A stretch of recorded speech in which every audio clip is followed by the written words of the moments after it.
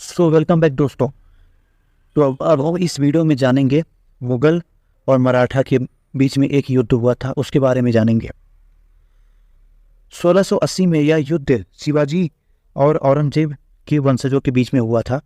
शिवाजी की मृत्यु के बाद और औरंगजेब की मृत्यु के बाद उनके वंशज के बीच में मुठभेड़ हुआ था। जब शिवाजी जिंदा थे तब वह और उनके पुत्र हमेशा मुगल साम्राज्य का विरोध करते थे। जहां उन्हें मौका मिलता था वहां विरोध करते थे और मुगलों को और पीछे ढकेल देते थे। इससे औरंगजेब काफ़ी खफा रहता था। बहुत बार कोशिश किया शिवाजी को और उनके पुत्र को मारने का, लेकिन वह सफल नहीं हो सका। और फिर एक समय ऐसा आया कि शिवाजी ने खुद ही औरंगजेब को मार दिया। यह युद्ध 1680 में हुआ था। तो चलिए थोड़ा सा अब हम डिटेल में जानते हैं। 1680 में शिवाजी की मृत्यु के बाद उनकी दूसरी पत्नी से एक पुत्र जन्मा, राजा राम। तुरंत उनको उत्तराधिकारी बना दिया गया। शिवाजी की पहली पत्नी से जन्मे संभाजी ने उत्तराधिकारी का विरोध किया और राजमाता की हत्या भी करवा दी।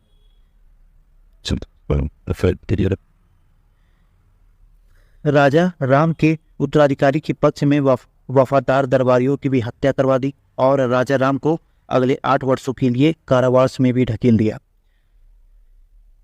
और अपने लाभ के लिए कई सारे समझौता किए। हालांकि संभाजी का शासन गुड्डों द्वारा विभाजित था, फिर भी उन्होंने दक्षिण भारत में और गोवा में कई सैन्य अभियान चलाए।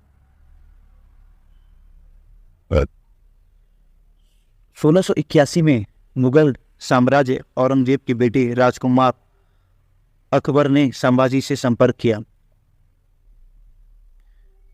जो मराठाओं के साथ साझेदारी करने, अपने बूढ़े पिता के अधिकार को त्यागने या उसका विरोध करने के इच्छुक थे। गठबंधन की संभावनाओं ने औरंगजेब को अपने घर, दरबार और सेना को दक्कन में स्थानांतरित करने के लिए उकसाया। अकबर ने संभाजी की सुरक्षा में कई साल बिताए, लेकिन अंततः 1686 में फारस में निर्वासन में चला गया। 1689 में संभाजी को मुगलों ने पकड़ लिया और कुछ क्रूरता के साथ मार डाला। संभाजी की पत्नी और नाबालिग बेटे, जिसे बाद में साहूजी नाम दिया गया,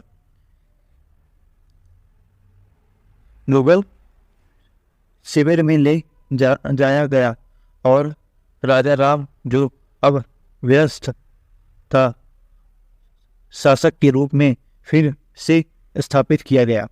वह शीघ्रता से अपना आधार तमिल देश के सुदूर जीजी में ले गया। यहाँ से वह 1700 तक दक्कन में मुगलों की बढ़त को विफल करने में सक्षम रहे।